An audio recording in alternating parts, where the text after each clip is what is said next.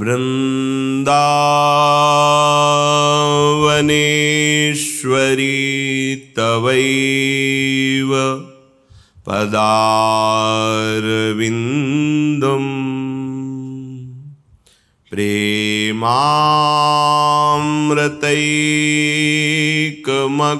प्रेमामृतैकमकरन्द रसौघपूर्णम् हृद्यर्पितं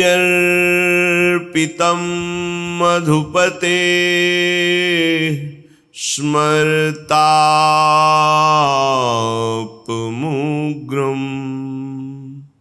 निर्वापयत् परम शीतलमाश्रयामि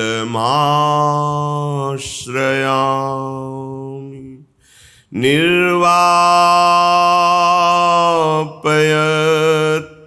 परम शीतलमाश्रयामि।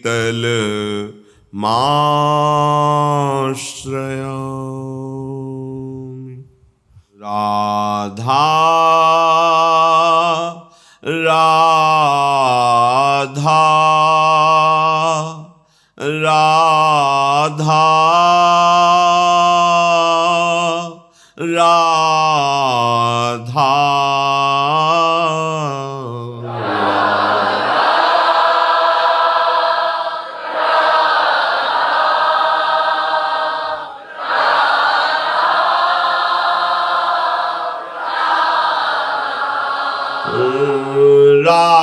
राधा राधा राधा राधा राधा राधा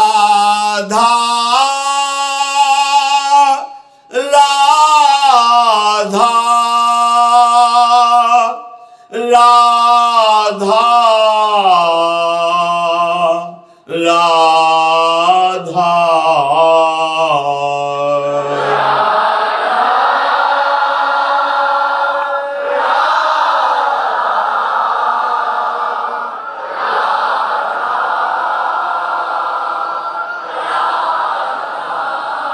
राधा राधा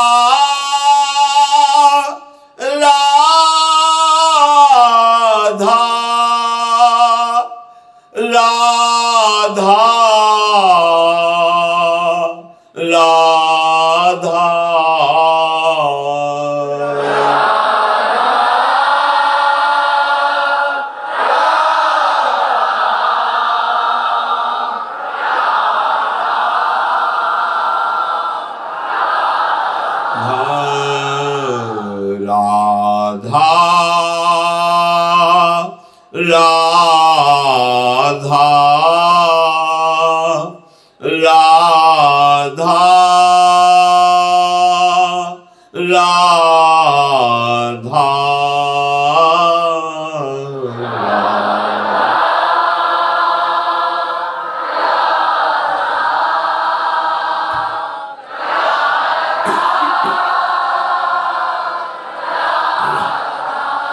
श्री राधा वल्लभ लाल की जय। परम सच्चिदानंद घन प्रेम आनंद समुद्र नवनिभृत निकुंज श्री वृंदावन धाम श्री वृंदावन धाम के लाडले युगल सरकार श्री श्यामा श्याम के अनुराग में पगे हुए समस्त खगमृग पशु पंछी रसिक महापुरुष जन, यमुना रस रानी रज रानी, ये जो हमें इनके सानिध्य में बैठकर इनके प्रेम रस में डूबने का सौभाग्य मिला है, बस इस चंचल बुद्धि को अचंचल करना है। ये मन और बुद्धि ने ही हमें बांध दिया भ्रमात्मक माया में, यही हमें जलाते रहते हैं, फंसाते रहते हैं, नाना प्रकार के दुख ना होने पर भी ये दुख देते रहते हैं। मय्येव मन आधत्सो मयि बुद्धिम निवेशय, भगवान का आदेश है। अर्जुन जी के सामने खड़े हैं भगवान। अगर कहे कि आप में सामर्थ्य है, चमत्कार है, तो कर लो, हम जा रहे हैं विषयों का सेवन करने, तब हम मानेंगे। ऐसा सिद्धांत नहीं, इसे मूर्खता कहते हैं। मूर्खता अध्यात्म मार्ग में आरूढ़ नहीं होने देती। यदि आपके अंदर पिपाशा भगवत मार्ग की नहीं है तो भगवान के समीप रहते हुए भी आप माया जनित बंधन में ही रहेंगे, समीप रहते हुए भी। देख तो रहा है दुर्योधन भगवान के सच्चिदानंद बप्पू को क्या परिवर्तन हो रहा है। उपदेश भी कर रहे श्री भगवान, तो श्री भगवान से कह रहा है कि आप ऐसा न समझे कि मैं धर्म को जानता नहीं हूं। धर्म को जानता हूं पर मेरी रुचि नहीं है, अधर्म में मेरी रुचि है। यदि आपकी वृत्ति भगवद विरोधी आचरणों में सुखपूर्वक विचरने का भाव रखती है तो कोई आपका परिवर्तन नहीं कर सकता। कहीं भी चले जाओ आपका परिवर्तन आपसे होगा। जब आप विकल होंगे दिव्य रस प्राप्ति के लिए तो सब संयोग काम करेगा, नहीं तो आपको संतों की कृपा से बड़ा सा बड़ा पद मिल जाए, बड़ी सी बड़ी व्यवस्था मिल जाए। ये सब कल सुना आपने सत्संग में, शास्त्रावाव अर्जुन को भगवान दत्तात्रेय की कृपा से विमान मिला, ऐश्वर्य मिला, सब नष्ट भ्रष्ट हो गया। ये मन और बुद्धि भगवान में जितना हमको प्रयास, ऊर्जा, शक्ति, बल दिया है, हमें अर्पित करना है भगवान में। ये अभ्यास से होता है। आप रात दिन जब इस बात का अभ्यास करेंगे कि आपका मन, आपकी बुद्धि प्रभु में अचल हो जाए, तो हो जाएगी, पक्का हो जाएगी। पर आप अभ्यास नहीं करते। आप सोचते हैं कि कोई ऐसा चमत्कार प्रकट कर दे, तो हम आपको कहते हैं ऐसा कोई चमत्कार नहीं है। शास्त्रों के स्वाध्याय से और संतों के संग से और उनके वचनों की कृपा प्रसाद से ऐसा अनुभव हुआ है। आपको करना होगा। संपूर्ण शास्त्रों में भगवत प्राप्त महापुरुषों की ही वाणी है और वो अपने निज जनों को सामने ही उपदेश करते हैं। पर वो कहते हैं कि यदि मुझे जानना है, मुझे पाना है, तो तुमको अपना मन समर्पित करना होगा, अपनी बुद्धि समर्पित करनी होगी। ये आपका कार्य है। आप अपने मन और बुद्धि को विषयों में लगाएं, मनमानी आचरणों में लगाएं, कुतर्क विचारों में लगाएं, फिर भगवदानंद नहीं। ये तो अत्यंत श्रद्धा और विश्वास से है। वचनों पर श्रद्धा विश्वास करके जब आगे बढ़ा जाता है तो भगवत कृपा से हृदय में प्रकाश होता है। जैसे अभी आंख मूंदो तो अंधकार नजर आएगा, फिर आंख खोलो या मूंदो एक ही बात नजर आती है। वो नजरों में बैठ जाते हैं। वो कोई प्रवचन की वस्तु नहीं है, वो कोई पार्थिव वस्तु नहीं कि उसे प्रमाणित करके दिखाया जाए। तो अनुभव गम में भजे ही जय संता। जो आपको नाम मिला है, मंत्र मिला है, इस पावन भूमि में बैठने का सौभाग्य मिला है, यहां की बड़ी सी बड़ी पदवी मायाकृत है, आज है कल नहीं रहेगी। पदवी और पदवी वाला दोनों नहीं रहेंगे। स्थायी, अविनाशी, नित्य सच्चिदानंद बात, प्रभु का नाम जितना आपने कमा लिया वो लोक लोकांतर में आपको महासुख प्रदान करेगा। ये विश्वास का विषय है। इसको बाहरी किसी कागज में लिख करके प्रमाणित नहीं किया जा सकता। ये हृदय का विषय है। जब आप गुरु प्रदत्त नाम निरंतर जपते हैं तो गुरु कृपा से निरंतर जपने की प्रियता प्राप्त होती है। अव्यावृत भजनात्, भजन करते करते ऐसी स्थिति आ जाती है जो अनिर्वचनीय है। एक दो बार प्रश्न हुआ कि भगवत प्राप्ति के बाद कैसा लगता है, मोक्ष होने के बाद कैसा लगता है। तो ये तो बहुत बड़ी बात है।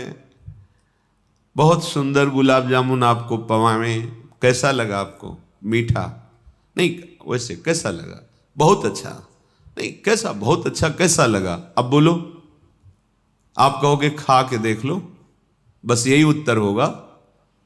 तो ये तो पार्थिव वस्तु के अनुभव की बात है। वो तो सच्चिदानंद जो प्रकृति का एक सेकेंड में संपूर्ण प्रकृति का सृजन करके अपने आप से अपने आप में बैठा खेल रहा है, उसका अनुभव।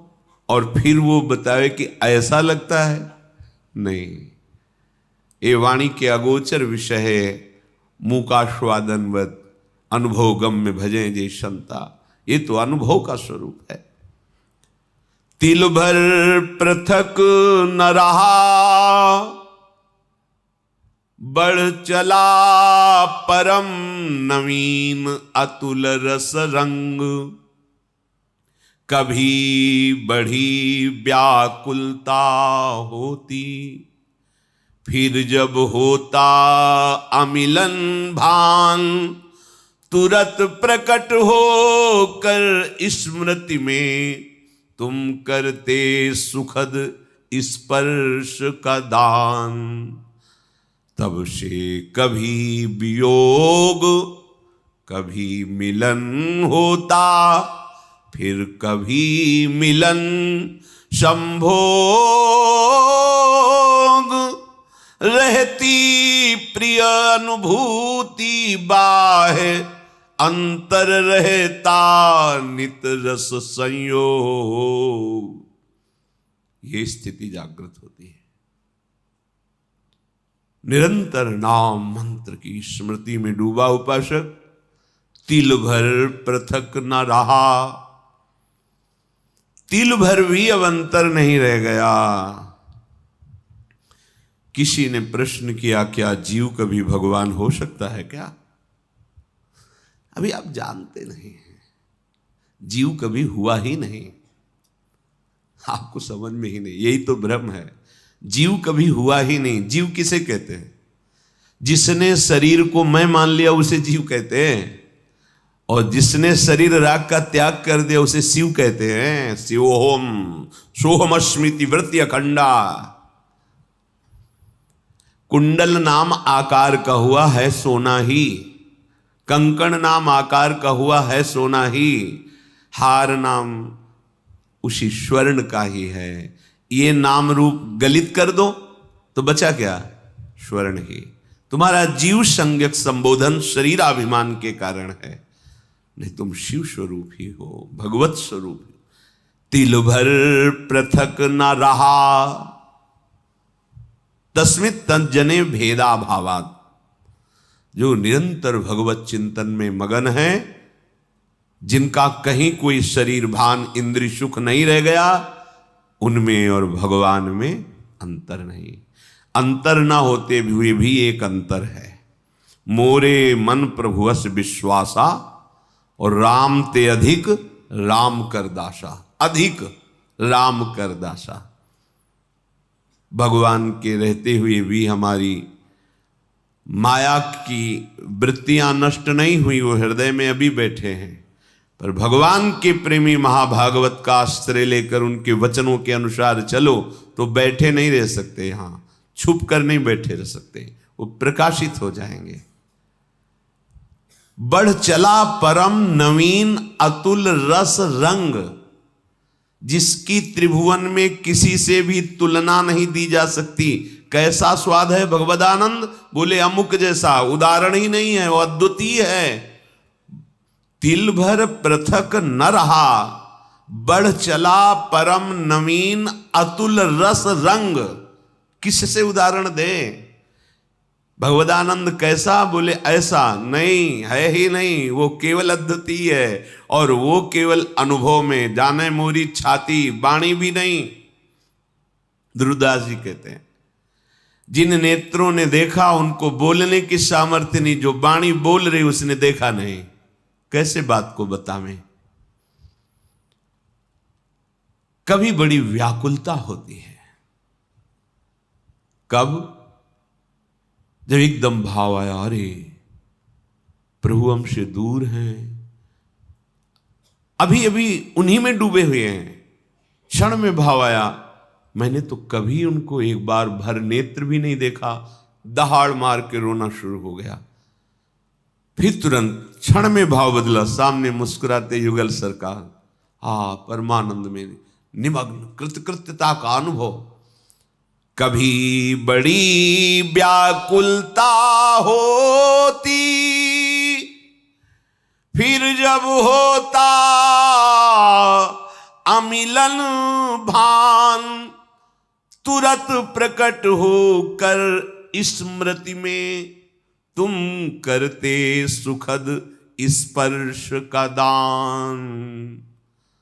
तब से कभी मिलन, कभी वियोग, फिर कभी मिलन संभोग, रहती प्रिय अनुभूति बाह्य अंतर, रहता नित रस संयोग। ये स्थिति कभी स्मृति में छाए हुए हैं, अंदर ही अंदर बात हो रही है, आलिंगन हो रहा है, रस में डूबा हुआ।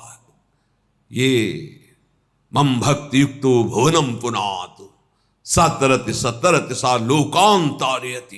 ये सांसारिक बुद्धि कल्पना भी नहीं कर सकती उस रस की। बस एक त्रिगुण की धरा में ही सारी बातें होती हैं। ये त्रिगुणातीत रस है, ये द्वंद्वातीत है, कालातीत है, ये चलता रहता है। कभी मिलन का अनुभव, कभी वियोग का अनुभव, कभी फिर मिलन, कभी फिर वियोग। नवम नवम रस, तन मन के बिछुरे नहीं, चाह बढ़े दिन रैन, कबहु संजोग न मानही। जब कभी महापुरुषों से बात हुई तो हृदय से उनके कि आज तक भजन नहीं हो पाया, रात दिन लगे हैं, लेकिन कैसी भजन की भूख है, भजन नहीं, पूरा जीवन व्यर्थ जा रहा है, भजन नहीं, रात दिन भजन में डूबे, कोई एक शब्द भी बाहरी नहीं, भजन। कैसा भूख है, प्रभु की कैसी प्यास है। तब से कभी वियोग, कभी मिलन, फिर कभी मिलन, कभी संभोग। ये प्रिय अनुभूति निरंतर नवम नवम नवम नवम। उसको फुर्सत कहां है, अपनी शुद्ध की फुर्सत कहां है? क्यों? मिले नेत्र नेत्रों में जाकर, श्रवण मिले श्रवणों में सत्य, मिली अन्य सारी इंद्री, प्रिय के इंद्री समूह में नित्य, हृदय हृदय में मिला, समाये प्राण सदा, प्रीतम के प्राण, एक रूप हो गए, रहा रंचकु भी नहीं, भिन्नता भान। किसको कौन समर्पित, किसमें कौन हुआ कब कैसे लीन। प्रीतम है या प्यारी कौन बताए सुधि बुद्धिहीन। ये अद्भुत चरम अवस्था की स्थिति है। नेत्र तो प्यारे के नेत्रों में समा गए, नेत्र प्यारे के नेत्रों में समा गए या प्यारे नेत्रों में समा गए, कौन निर्णय करे। नेत्र प्यारे के नेत्रों में लीन हो गए या प्यारे हमारे नेत्रों में समा गए, इसका निर्णय नहीं हो सकता। किसको कौन समर्पित, किसमें कौन हुआ कब कैसे लीन, निर्णय नहीं है। प्राण भय कान में, कान भय प्राण में, ही में न जान परे कान है कि प्राण है। नेत्रेंद्री प्रीतम के नेत्रों में समा गई, प्रीतम मेरे नेत्रों में समा गए, क्या निर्णय करे। श्रवणेंद्री उनकी सत्य शब्द बोला, सत्य, ये श्रवणेंद्री श्रवणों में समा गई। अब केवल प्रीतम के हृदय की बात सुनाई देती है और कोई बात नहीं। सारी इंद्रियां अपने प्रीतम में लीन हो गई। प्रत्येक इंद्री प्रीतम के सानिध्य का अनुभव कर रही। हृदय हृदय में मिल गया, प्राण प्राण में समा गए, प्राण प्रिया प्रीतम हो गए। शपथ पूर्वक कहते हैं, मेरे प्राणनाथ श्री श्यामा शपथ करो तरंछे। अब न इंद्री बची है, न मन बचा है, न बुद्धि, न चित्त, न अहंकार, एक रूप हो गए, रहा रंचक भी नहीं भिन्नता भान। अब किसको कौन समर्पित, यह है महान प्रेम समाधि। अब किसको कौन समर्पित, किसमें कौन हुआ कब लीन, इधर से या उधर से। अब इधर उधर दोनों की बात नहीं रह गई, अब एक हो गए, एक रूप हो गए, रहा रंचक भी नहीं भिन्नता भान। कैसे कोई वाणी से वर्णन करे कि भगवदानंद क्या है। ऐसे सुख में मोक्ष सुख भी हल्का हो जाता है, नगण्य हो जाता है। इसलिए ये जीवन इसी महासुख के लिए मिला है। केवल बुद्धि से शरीर व्यवहार का निश्चय, बुद्धि से इंद्रियजन्य भोगों के सुख का निश्चय, अंतःकरण से मैं की सत्ता बनाए रख करके विचरण करना, यही संसारिकता है। आप सब संसारिकता में नहीं, आप सब अध्यात्म में हैं।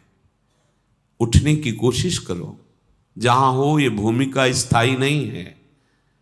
एक ऐसी स्थिति है जहां न हर्ष है, न शोक है, न दुख है, न सुख है, न मिलन है, न अमिलन है। न मिलन है, न अमिलन है, एक रूप हो गए, रहा रंचक भी नहीं भिन्नता भान। फिर भी चाह बढ़े दिन रैन, कैसे कोई समझ सकता है। निरंतर नाम जप, अन्य विचार शून्य हृदय।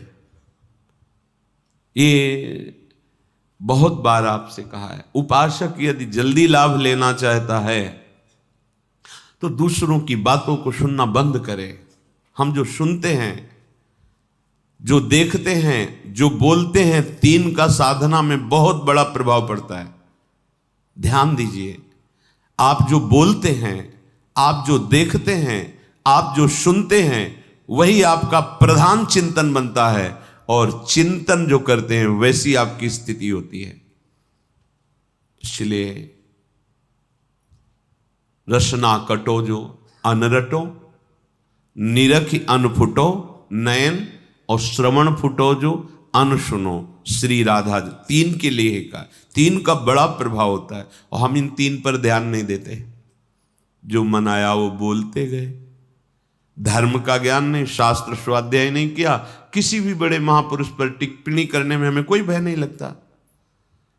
वाणी से ऐसे अपराध बन जाते हैं कि आगे उठने की गुंजाइश क्या, गिरते ही चले जाओगे। दृष्टि इतनी पार्थिव हो चुकी है, केवल प्राकृतिक, केवल प्रकृति जनित ही चेष्टा हम देख पाते हैं। श्रवणेंद्रिय इतनी मलिन हो गई है कि उसे दिव्य भागवतिक शब्दों का श्रवण करने का भाव ही नहीं आ पाता है।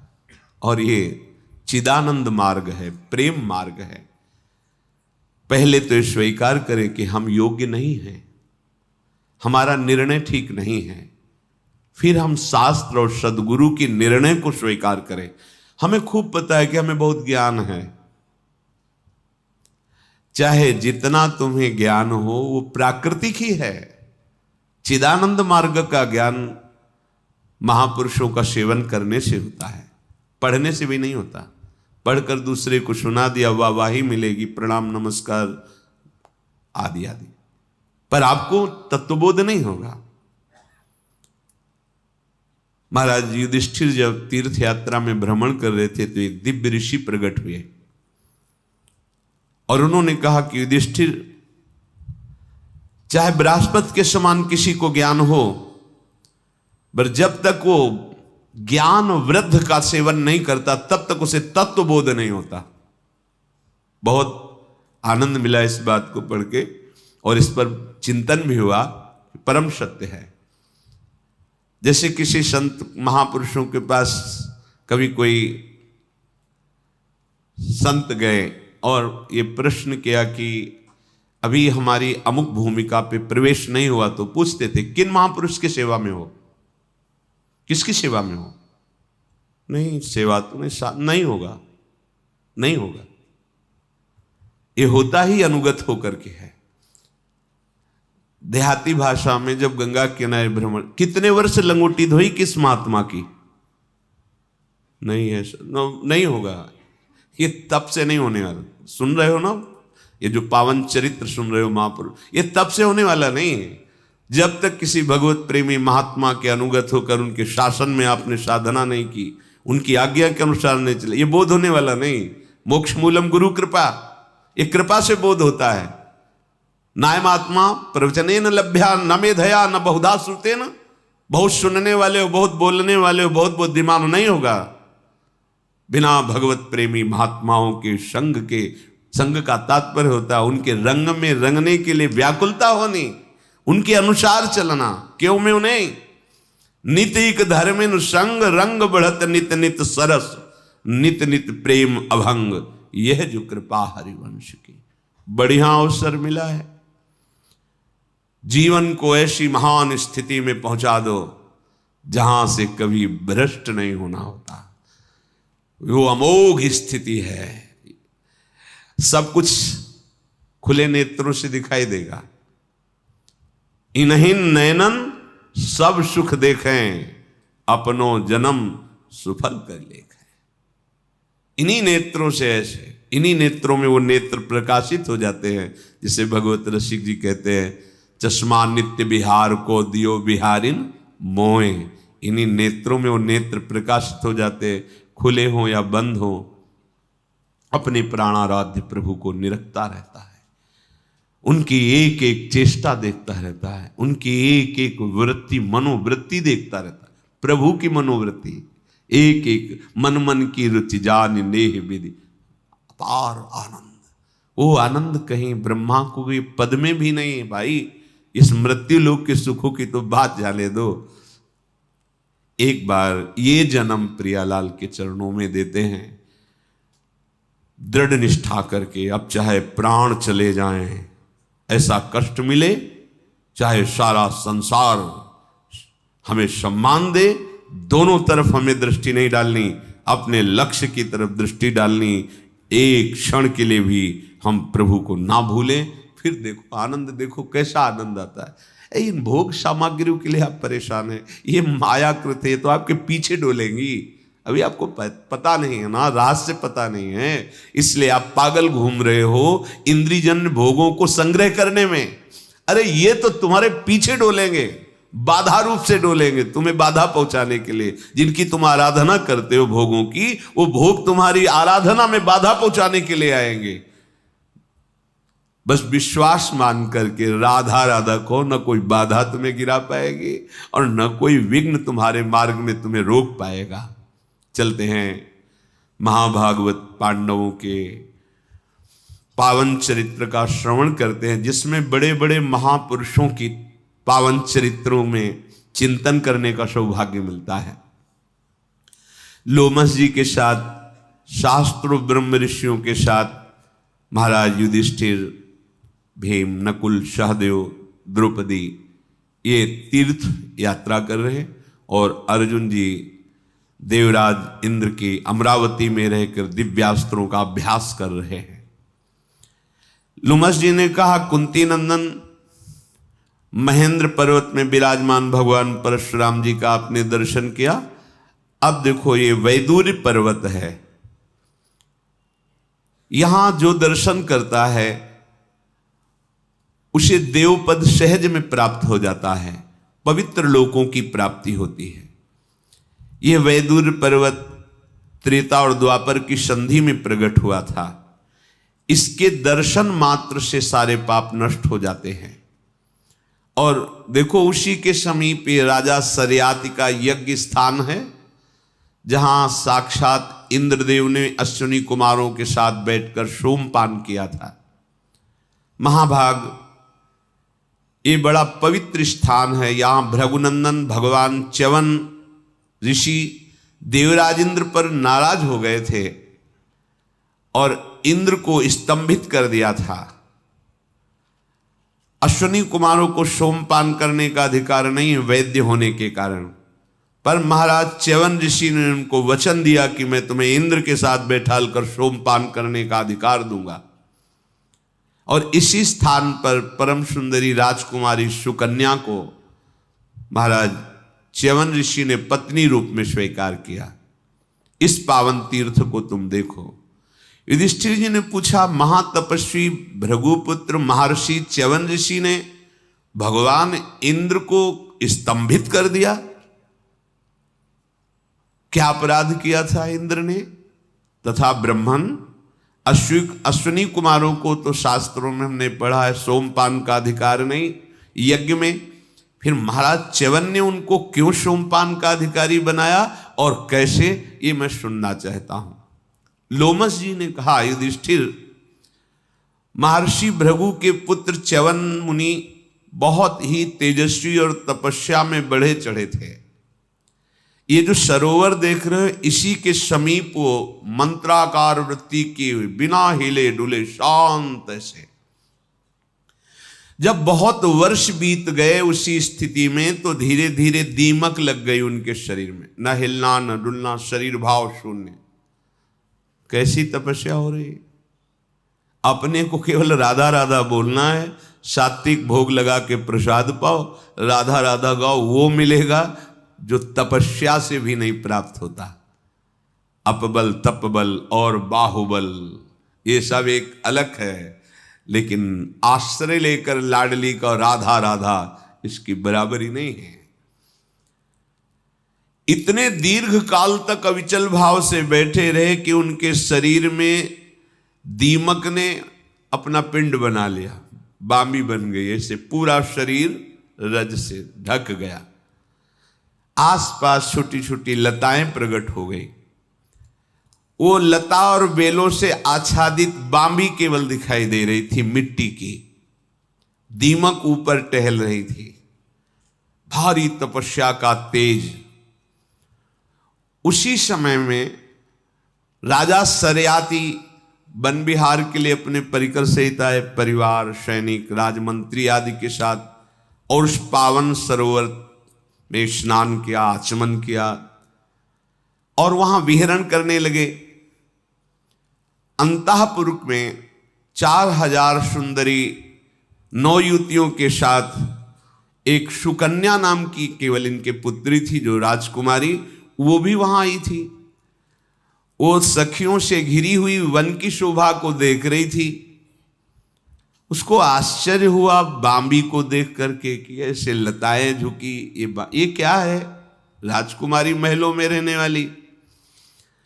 सखियां उनके लिए पुष्प चयन कर रही, कोई विविध प्रकार की सुख सामग्रियां। वो अकेली उस बांबी के समीप गई।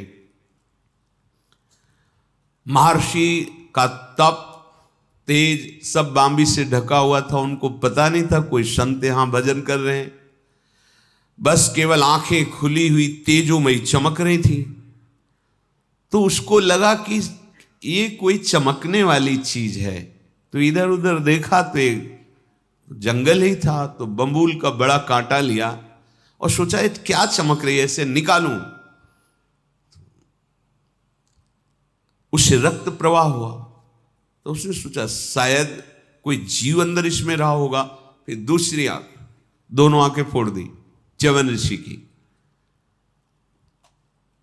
एक कांटे से दोनों आंखें बिंध जाने का महर्षि च्यवन को फिर होश आया, बाह्य शुद्धि हुई और वो भयभीत होकर वहां से चली गई। जब रक्तस्राव हुआ तो लगा कि ये रक्तस्राव कैसे, उनको यही पता नहीं चला कि यहां कोई ऋषि तप कर रहे थे। चुपचाप चली गई सखियों के साथ। जो ही क्रोध प्रकट हुआ तो सबके मलमूत्र बंद हो गए, राजा रानी मंत्री सैनिक सबके। अब वहां बड़ा पेट में सबके दर्द, मलमूत्र अवरोध, एक दूसरे से अपनी बात दुख निवेदन करने लगे। जब राजा सहित पूरे सैनिकों को सबका मलमूत्र अवरुद्ध, क्योंकि महान तपस्वी। राजा ने कहा यहीं पास में कहीं च्यवन ऋषि तप कर रहे हैं, मैंने ऋषियों से सुना है। ऐसा तो नहीं हुआ कि हम में से किसी के द्वारा उनका अपराध बन गया हो, जान में या अनजान में? ब्रह्म ऋषियों का अपराध तत्काल नष्ट कर देता है। जल्दी से बताओ किसने किसी ऋषि को देखा, कोई अपराध किया? सैनिकों ने कहा महाराज हम लोगों में से किसी के द्वारा ऐसा कोई अपराध नहीं हुआ, सत्य को साक्षी करके कहते हैं। राजा ने सब अपने निज जनों से पूछा। फिर दंड नीति का प्रयोग, अगर हमको ये जानकारी कुछ ही क्षण में नहीं दी जाती कि महाराज का किसने अपराध किया च्यवन ऋषि का, तो हम प्राण दंड देंगे। तब राजकुमारी के मन में आया कि मैं बता दूं, नहीं अन्य लोगों को प्राण। तो उन्होंने कहा कि पिताजी मैं ये नहीं जानती कि वे ऋषि हैं या नहीं।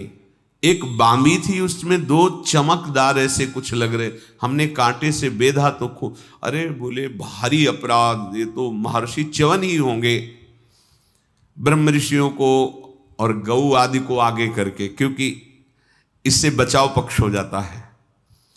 गए बांबी के समीप,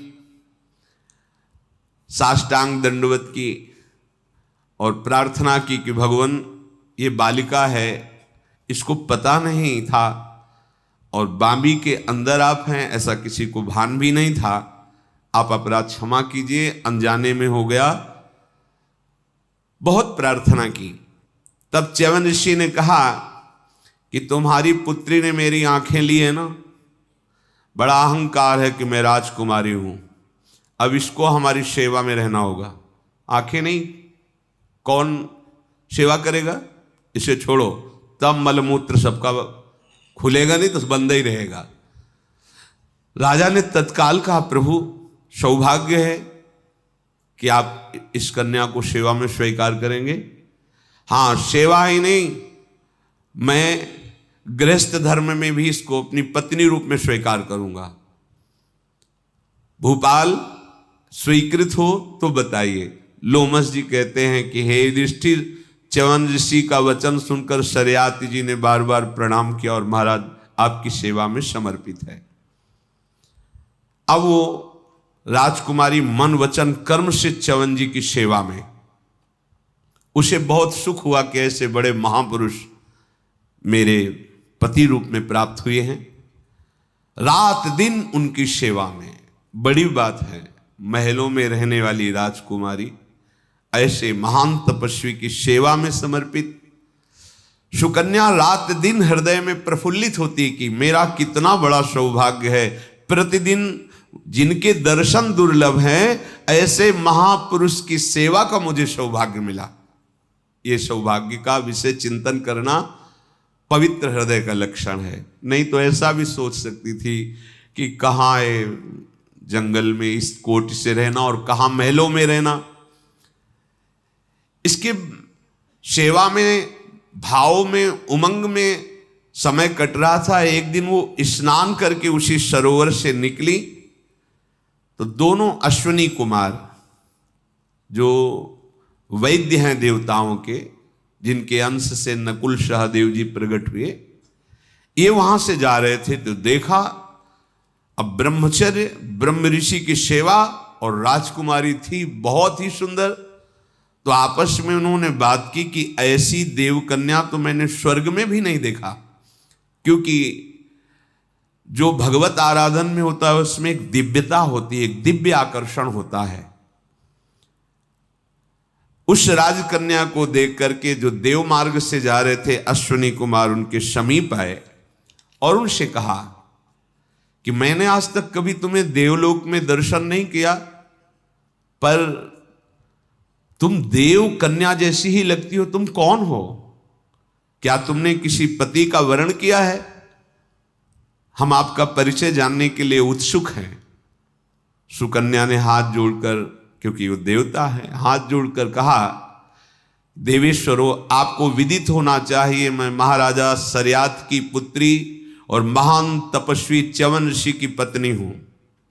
मेरा नाम इस जगत में सुकन्या कहा जाता है। मैं संपूर्ण हृदय से बहुत प्रसन्न होकर अपने पतिदेव की सेवा में लगी हूं। अश्विनी कुमार हंसे, तुम प्रसन्न हो? ऐसे बूढ़े महात्मा को प्राप्त कर तुम कैसे प्रसन्न रह सकती हो? तुम्हें तो महलों के सुख प्राप्त होना चाहिए, ऐसे सुख के लायक तुम थोड़ी हो। देवताओं के महलों में वास करने लायक तुम हो। तुम्हारे पति तो देख भी नहीं पाते हैं, आंखें इन्होंने ही फोड़ी थी, और ना कोई आभूषण, ना कोई अंगराग, ना कोई वस्त्र। ऐसे पति के साथ तुम सुखी कैसे रह सकती हो? और अवस्था वृद्ध, निर्दोष अंगों वाली। बूढ़े पति में तुम्हारी प्रसन्नता, ये इस बात मुझे समझ में नहीं आई। ऐसा करो, छोड़ो, हम दोनों देवताओं के वैद्य हैं, किसी एक को स्वीकार कर लो। सुकन्या ने नेत्र नीचे होकर के कहा, देवेश्वरो, मैं आपको प्रणाम करती हूं, पर ऐसे अशुद्ध शब्दों का उच्चारण आपको शोभा नहीं देता। मैं अपने पतिदेव च्यवन ऋषि को प्राप्त करके परम प्रसन्न हूं, मुझे किसी सुख की आवश्यकता नहीं है।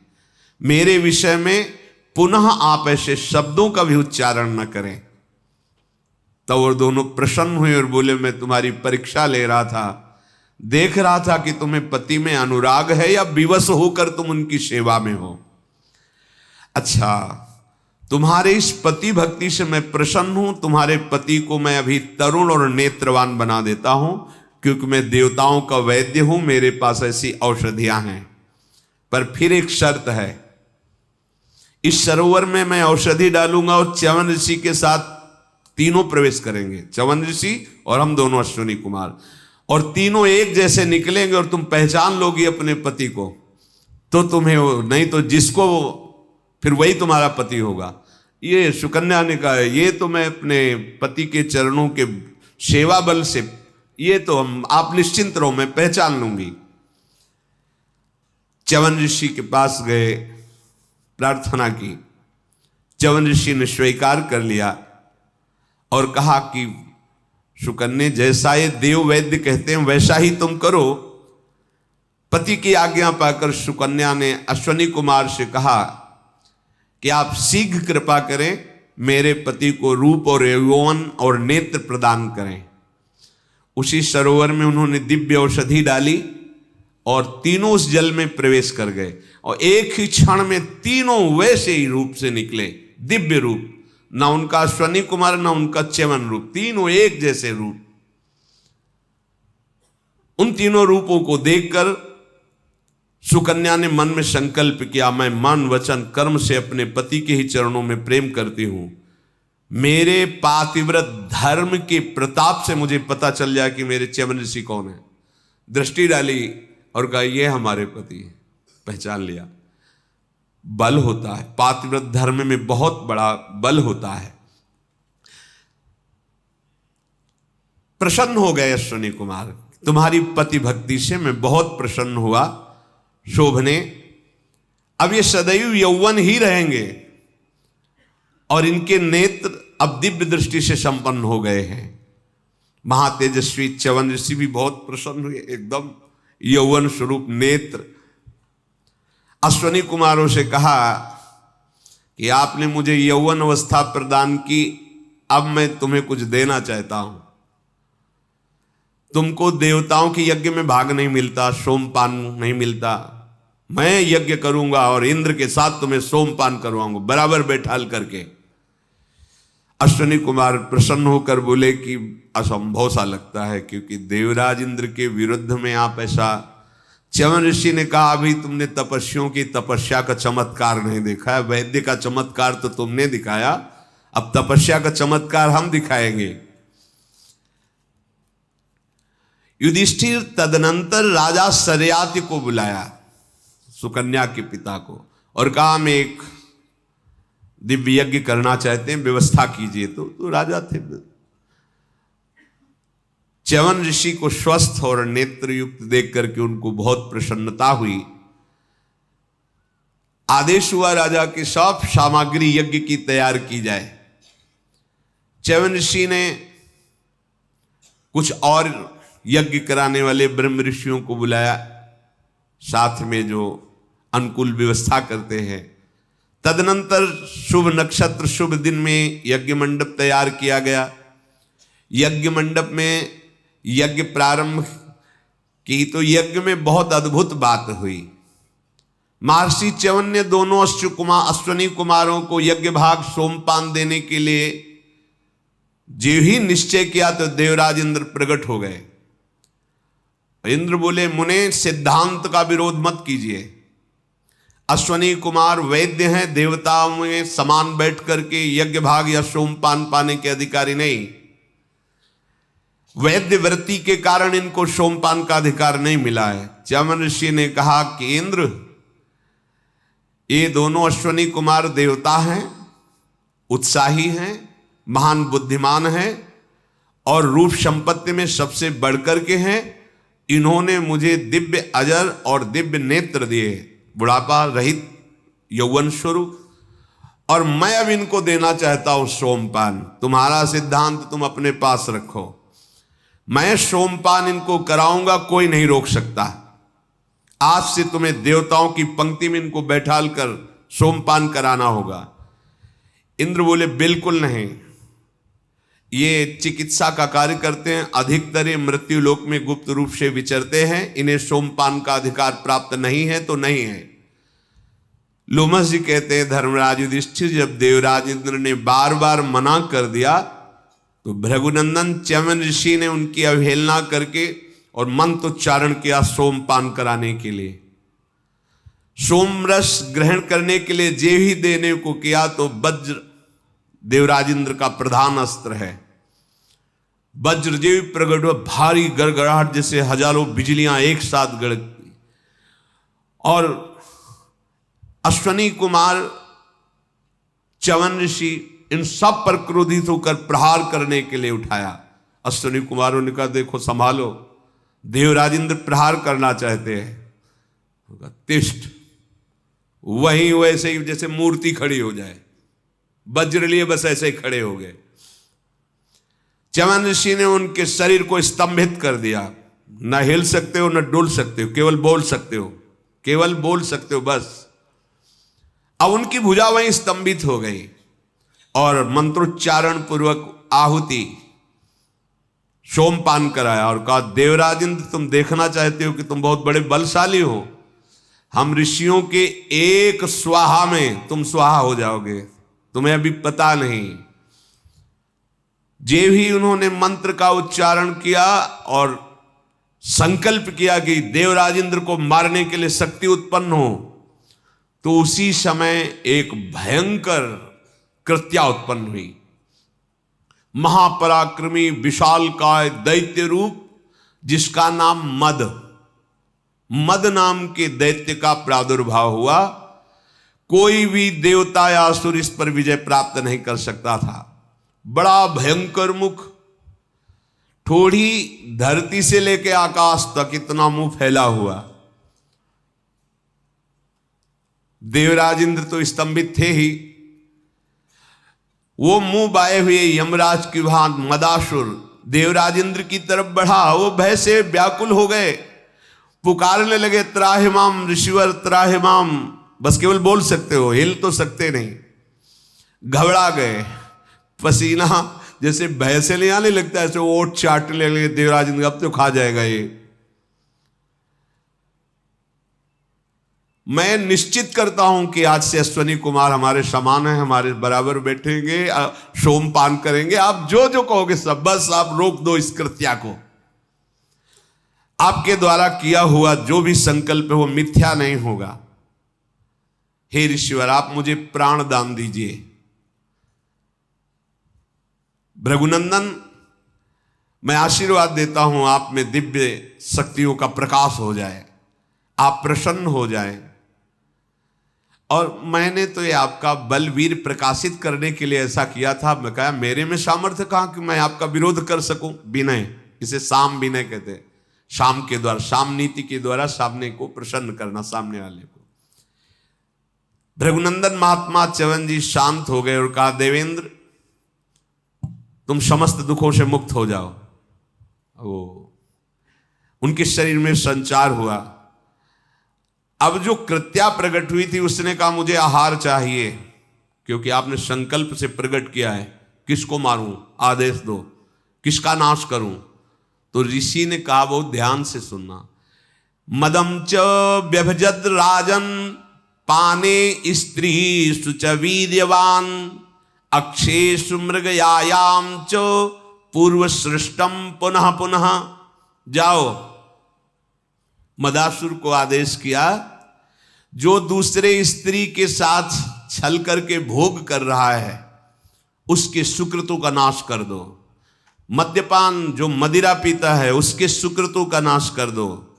और जो शिकार मृगया, जो मांस खाता है उसके सुकृतों का नाश कर दो। जो छल कपट युक्त द्वित कीड़ा करता है उसके सुकृतों का नाश कर दो, उनके पुण्यों का नाश कर दो। ये 4 जगह बताई उस प्रकट हुई कृत्या को कि उनका नाश कर दो। तो आज भले तुम दिखाई दे रहे हो, लेकिन तुम्हारे सुकृत खत्म हो चुके हैं। यदि तुम ऐसा कर रहे हो, आगे जो समय आएगा उसमें तुम संभल नहीं पाओगे। दिन प्रतिदिन तुम गिरते ही चले जाओगे। अशांति, दुर्दशा, विपत्ति, दुख तुम्हें घेर लेगी। ये 4 बातें पीछे भी सत्संग में बोले थे। इन 4 बातों से बचो। ऐसा मत सोचो कि कोई कुछ नहीं बिगाड़ लेगा। तस्मात् शास्त्रम प्रमाणम ते कार्याकार्यो व्यवस्थितौ।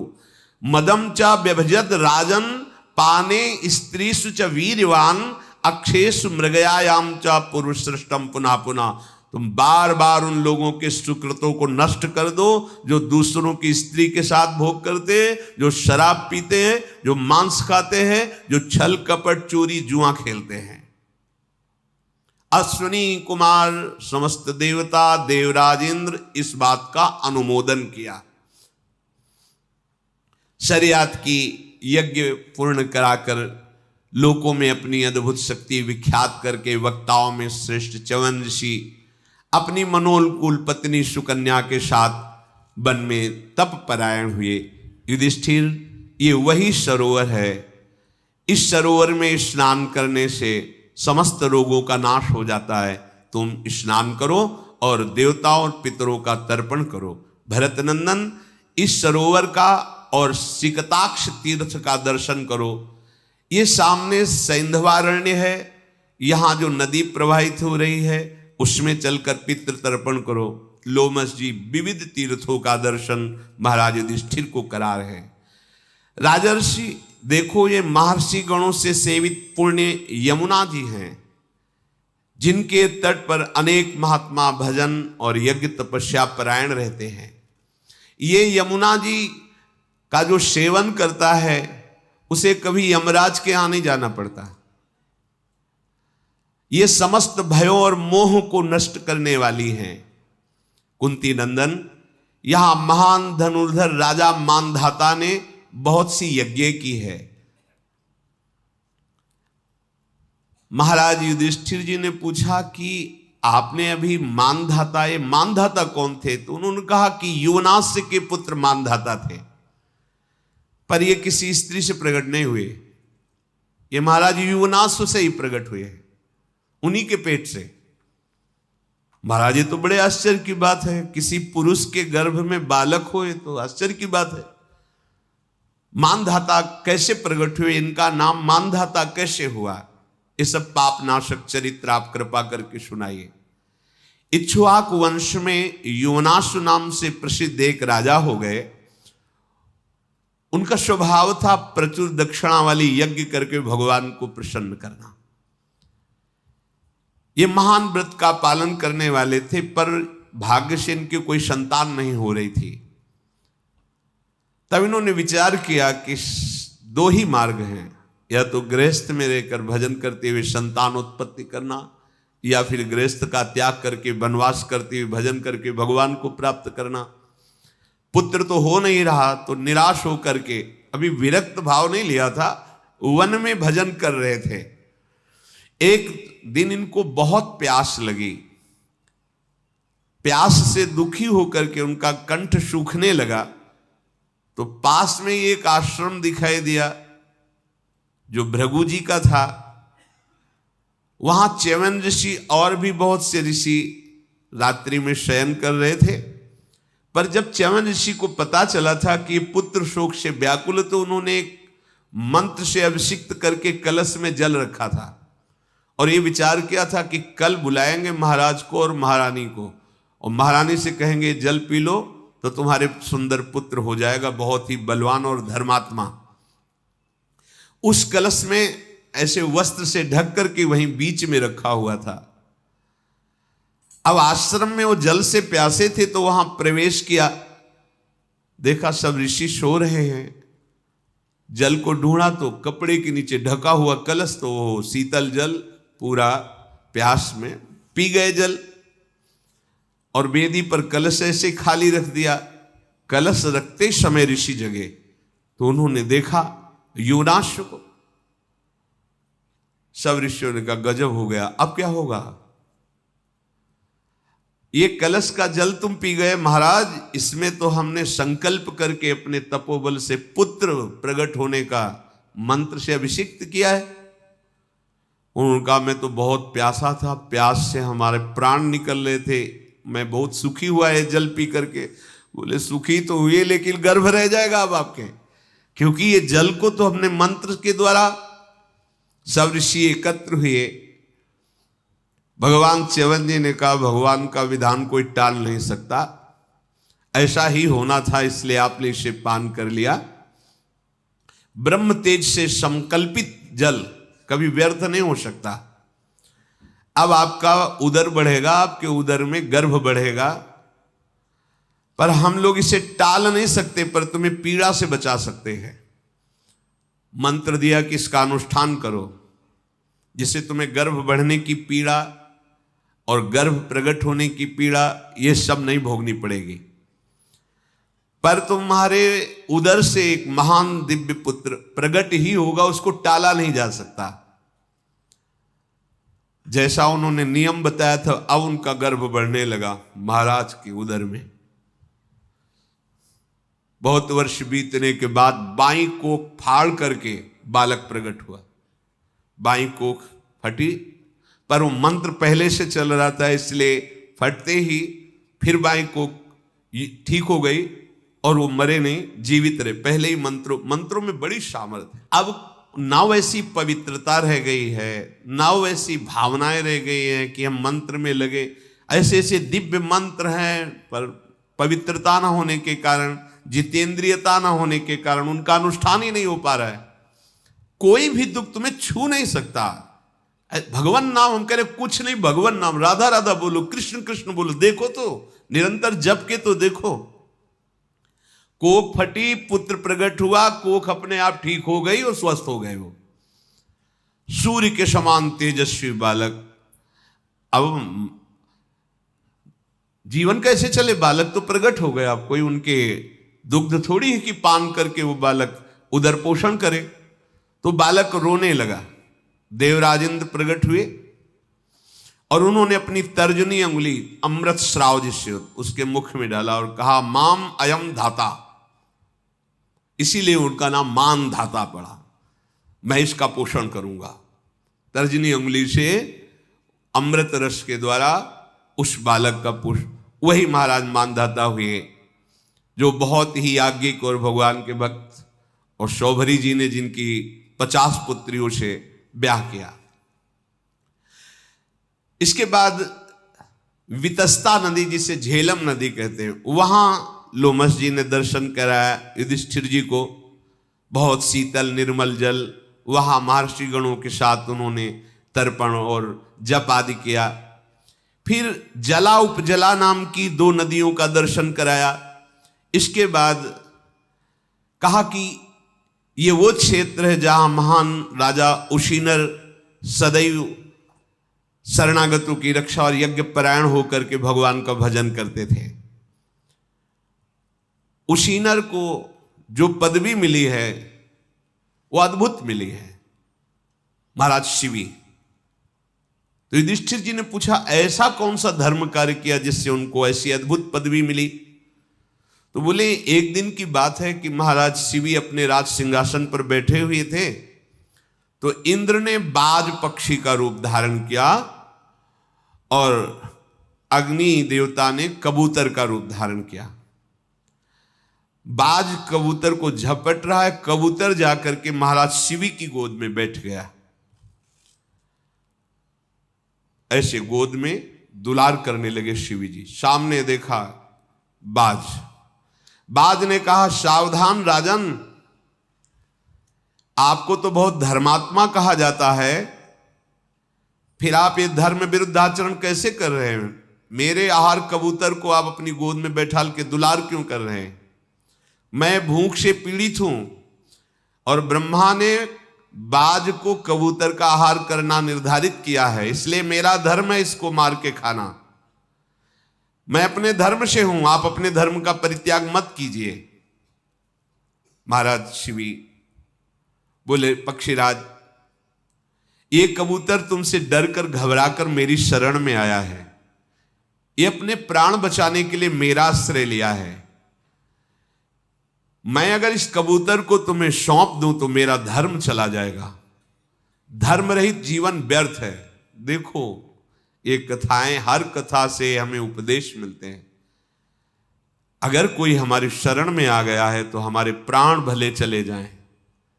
शरणागत को जे तजई निज अनहित अनुमान, ते नर पावर पाप में तिन्हीं बिलोकत आन। यहां न शास्त्र स्वाध्याय है, न सत्संग है, न समझ है, और बता देंगे कि हाँ भैया हमें सुरक्षित रखो, ले जाओ, तो हमें कोई मतलब नहीं, ये तो जबरदस्ती घुसाया है। अगर कोई शरण में भी आ जाए तो हम ऐसा अपने बचाओ, ऐसा धर्म नहीं कहता। अब ये पक्षी है, पक्षी के लिए क्या? बाज ने कहा महाराज मुझे बहुत भूख लग रही।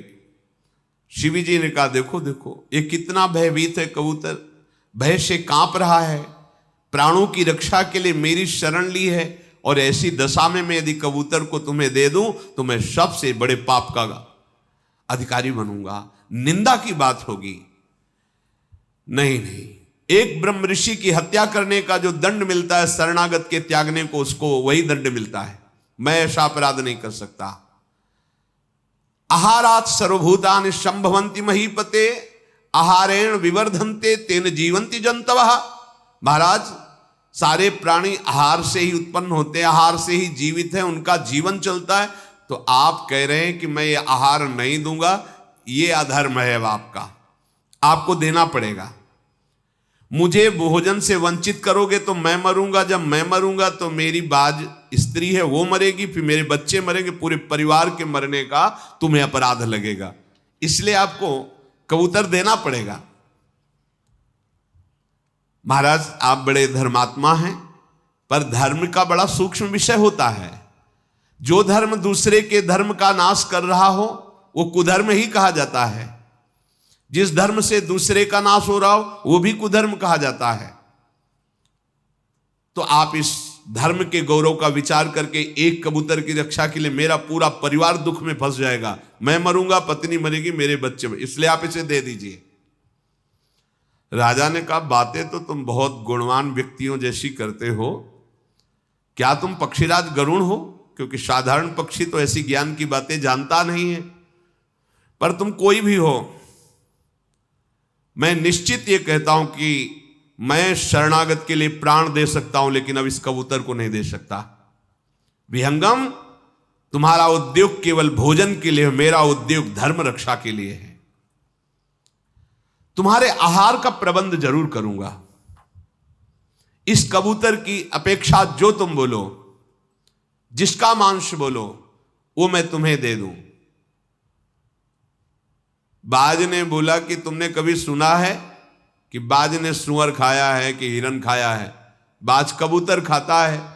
मुझे कबूतर का ही मांस चाहिए और किसी का मांस नहीं। विधाता ने मेरे लिए आहार निश्चित किया है, सनातन काल से चला आया है कि बाज का आहार कबूतर है। तुम धर्म के सारभूत तत्व को जानने वाले हो, इसलिए आप ठीक निर्णय कीजिए। राजा ने कहा मैं सिवी देश का राज्य तुम्हें सौंप सकता हूं, जो तुम कहो सब दे सकता हूं, कबूतर को नहीं। शरण लेने वाले इस कबूतर की रक्षा में निश्चित करूंगा। हां, तो यदि आपको इतना कबूतर पर स्नेह उमड़ आया है तो आप अपने शरीर का मांस काटिए और इसके बराबर मुझे दीजिए, मैं संतुष्ट हो जाऊंगा। महाराज शिवी बड़े प्रसन्न हुए और कहा ये कह करके तुमने बड़ा उपकार किया, ये बड़ा उपकार किया। देख लो कितना बड़ा धर्म होता है। धर्म की रक्षा के लिए अपने हाथ से अपने मांस को काट कर रख रहे। साधारण पक्षी कबूतर, उसकी रक्षा के लिए मेरा मांस मांग करके तुमने उपकार किया। तराजू मंगाया गया, एक पल्ले में कबूतर रखा गया। महाराज शिवी जंघा का मांस, यहां मांस होता है, जरा सुई चुभो के देखो, मांस काट करके रखा। वो कबूतर हो तो तौल जाए, भगवान अग्निदेव हैं। फिर इस जांग का मांस काट के रखा, कबूतर यहां का मांस काट के रखा, छाती वक्षा स्थल का मांस काट के रखा। फिर स्वयं बैठ गए, मुझे खा लो, कबूतर को नहीं। ओहो, अपने संपूर्ण अंगों का जब मांस काट रहे थे तो सारी जो सभा थी दुख से, लेकिन उनके मुख में प्रसन्नता थी। सारी सभा आश्चर्यचकित हो रही है। जब उन्होंने कहा मुझे खा लो, कबूतर को नहीं, प्रकट हो गए उनका मैं बाज नहीं हूं, ये कबूतर नहीं, मैं देवराज इंद्र हूं और ये अग्नि देवता है, आप स्वस्थ हो जाओ।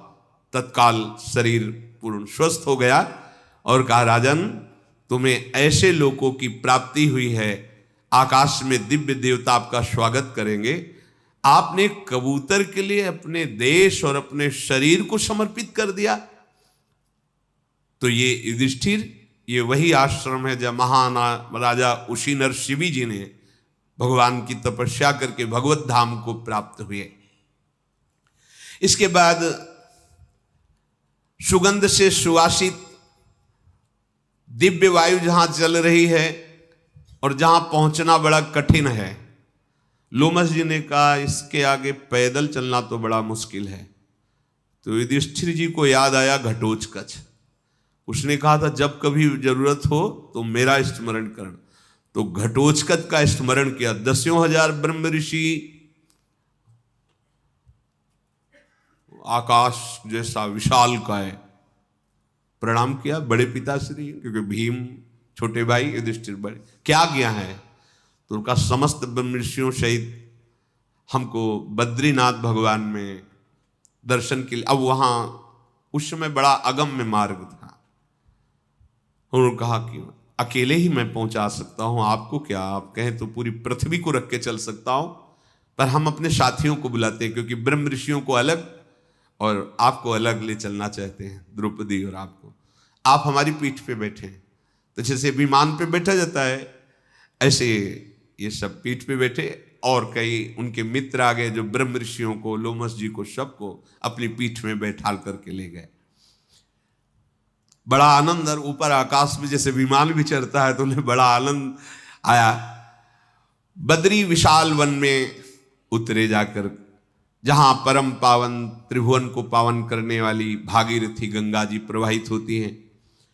बहुत ही सुंदर कमल खिले हुए हैं, दिव्य दिव्य वृक्ष हैं, बड़ा आनंद हृदय को प्राप्त हो रहा है। बड़े बड़े ऋषि जन तपस्या मग्न हैं। वहां गंगा में स्नान करके पितरों को तर्पण किया, और बटलोई साथ में थी, जो चाहो 56 प्रकार के भोग सब ब्रह्म ऋषियों को पाया। वीर पांडव अंदर ही अंदर इस सुख में भी बड़े व्याकुल थे कि अर्जुन कब आएंगे, कब हमारे साथ अर्जुन होंगे। इस सब आनंद में बैठे हुए थे कि आश्चर्य में घटना घटी कि वायु के प्रवाह से 1000 दल वाला कमल आकर के द्रौपदी के सामने गिरा। बड़ा ही सुगंधित, बड़ा ही दिव्य सहस्त्र दल वाला कमल। द्रौपदी जी ने कमल को उठाया, देखा, बोले आज तक हमने ऐसा कमल नहीं देखा। 1000 दल, बहुत ही सुगंधित। ये वायु हमारे पास पहुंचाई है तो कहीं ना कहीं तो होगा। तो भीमसेन की तरफ देखा, आप दूसरा कमल ला सकते हैं ऐसा?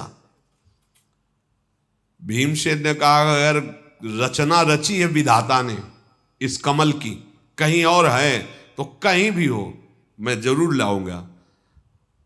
उनका मेरे मन को बहुत आनंद होगा यदि आप ऐसा कमल लाएंगे, और मैं इस कमल को धारण करना चाहती हूं। ऐसा एक कमल और, एक क्या, अगर इसका वन होगा तो मैं वन उजाड़ करके ले आऊंगा। यहां आप आराम से रुकिए, मेरा इंतजार कीजिए। मनोहर नेत्र प्रांत वाली अनिंद सुंदरी द्रौपदी जब ऐसे बोली तो भीमसेन युधिष्ठिर से आज्ञा लेकर के, अब उन युधिष्ठिर जी को लग रहा आसपास कहीं से उड़ के आया होगा। कमल ऐसा थोड़ी कि योजनों दूर से आया होगा, आसपास होगा, पर वैसा नहीं, वो दिव्य था। महाबली भीम युधिष्ठिर जी की आज्ञा लेकर उस फूल को लाने के लिए तुरंत चले जिधर से वायु आई थी।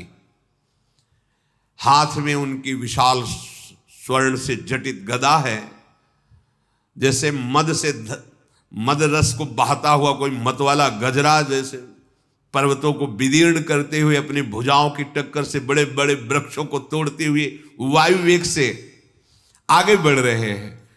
भीम की धमक सुनकर के बड़े बड़े गजराज और सिंह चिघाड़ने लगे। बाहुबल अमित बलशाली। भीमसेन उस पुष्प को ढूंढ रहे हैं सरोवरों में, पर वो यक्ष गंधर्व देवता ब्रह्म ऋषियों से सेवित पर्वत पर पर्वत लांघते चले जा रहे हैं, पर कहीं वो पुष्प उनको दिखाई नहीं दे रहा है। बड़े बड़े गजराजों का जब सामने परिकर आता तो भीम अपनी ताल ठोक कर गरजते तो भागते नजर आते गजराज, चिघाड़ मारते हुए।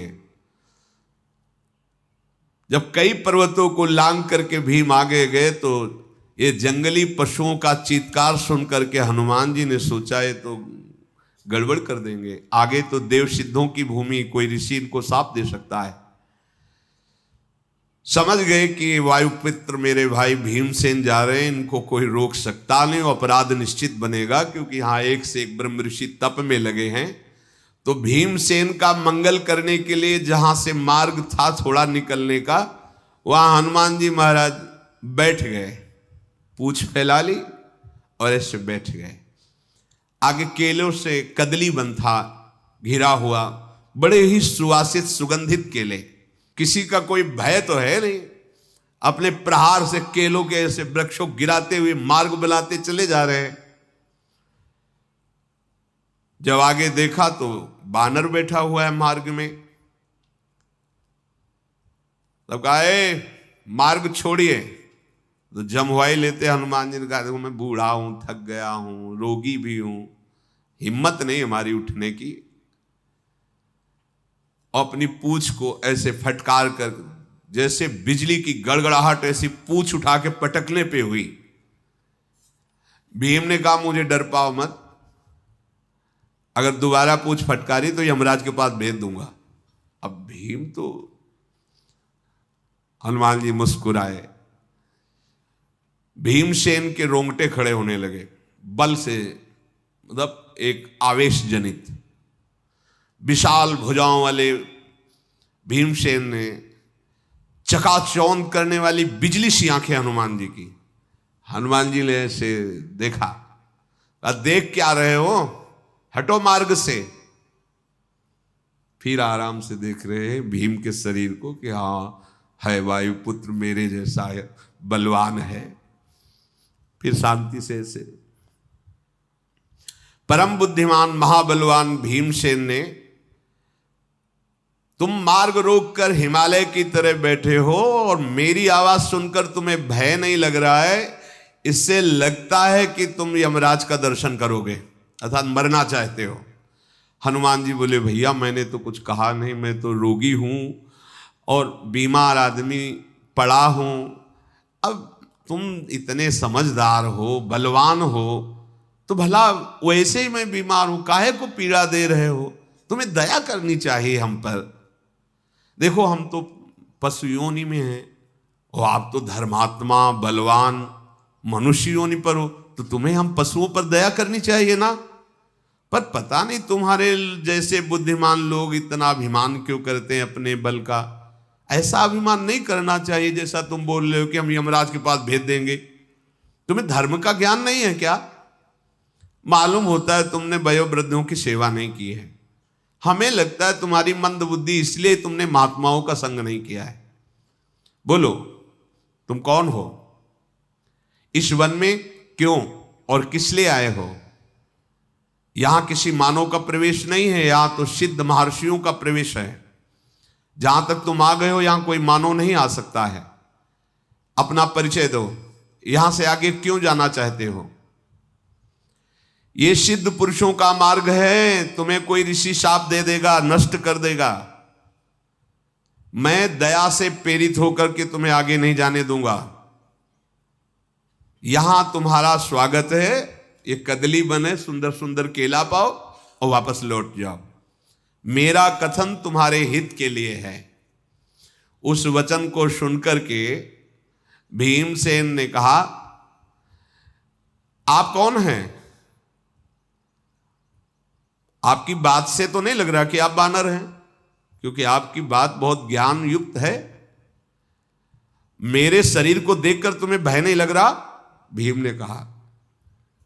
मेरा परिचय पूछा तो मैं चंद्रवंशी क्षत्रिय हूं, मेरा जन्म कुरुकुल में हुआ है। माता कुंती ने मुझे गर्भ में धारण किया और भगवान वायु का मैं पुत्र हूं, जिसे पांडव कहा जाता है।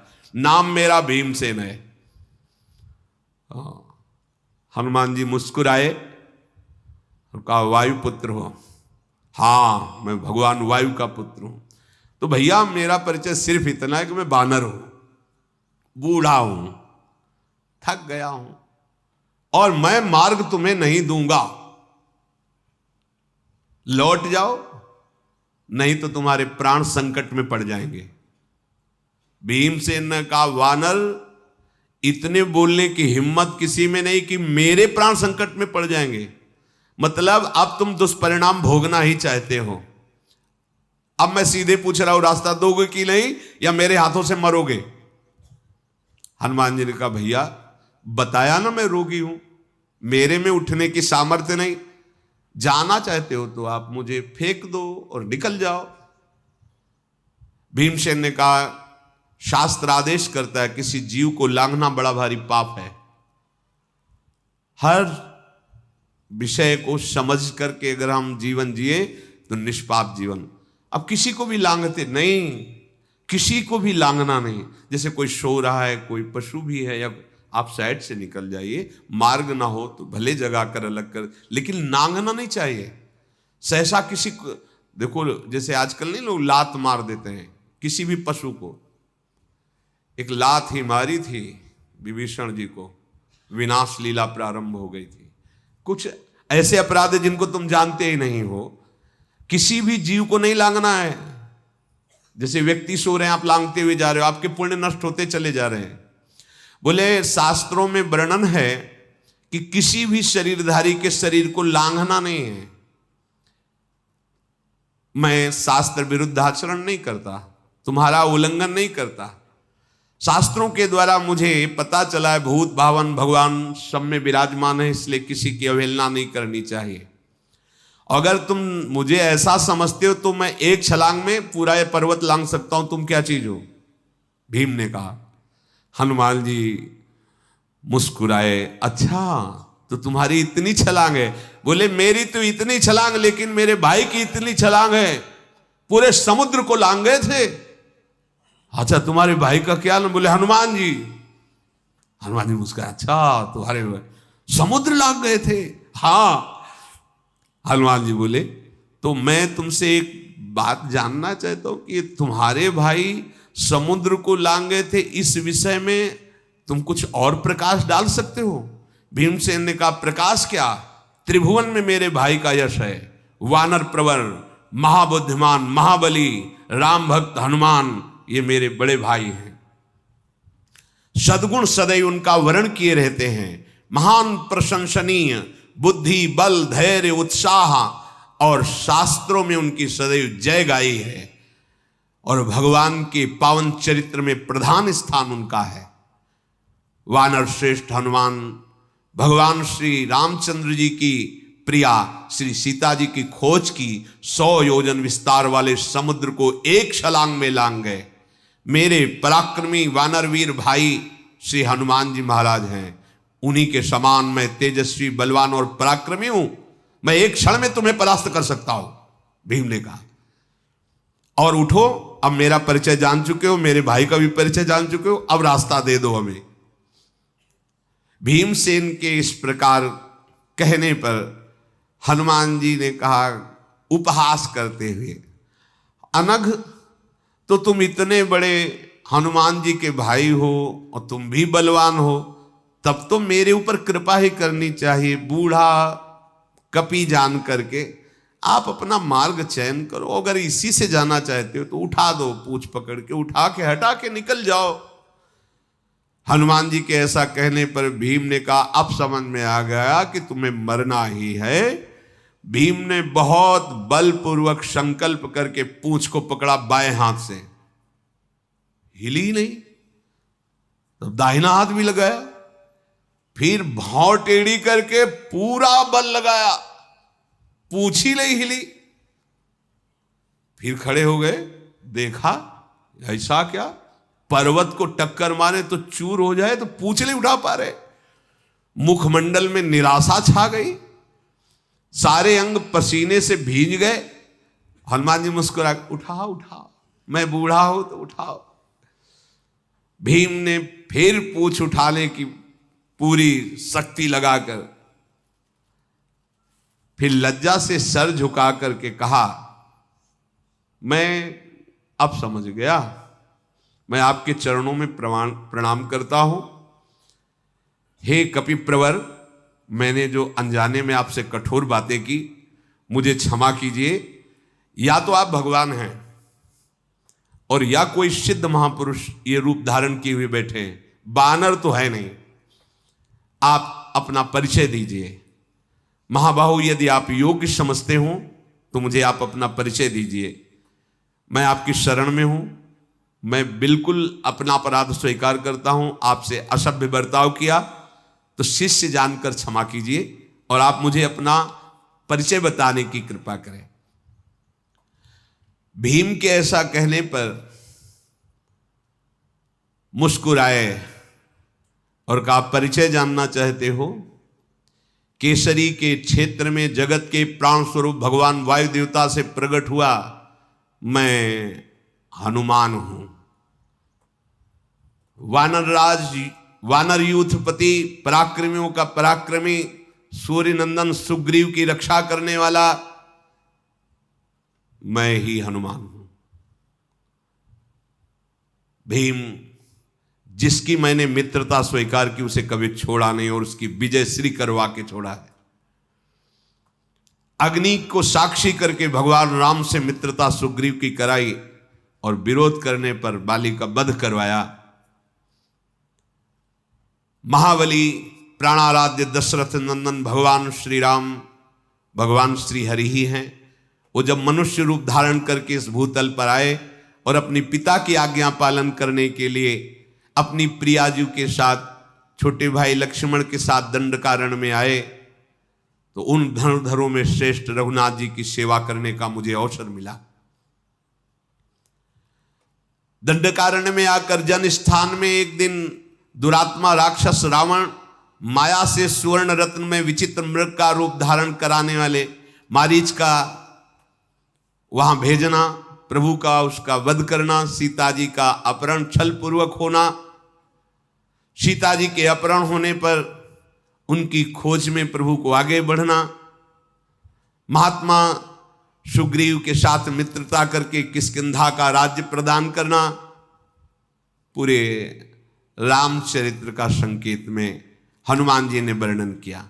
भगवान श्री राम इसके बाद जब वनवास करके 11,000 वर्ष तक पृथ्वी में अयोध्यापुरी में राज्य शासन किया, फिर वो अपने परम धाम को गए।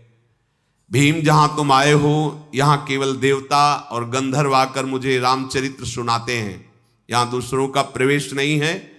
मैंने इसीलिए तुम्हें रोका कि अगम्य स्थान है, आगे कोई अपराध बन जाएगा तुमसे, इसलिए तुम अब इस मार्ग में आगे मत जाओ।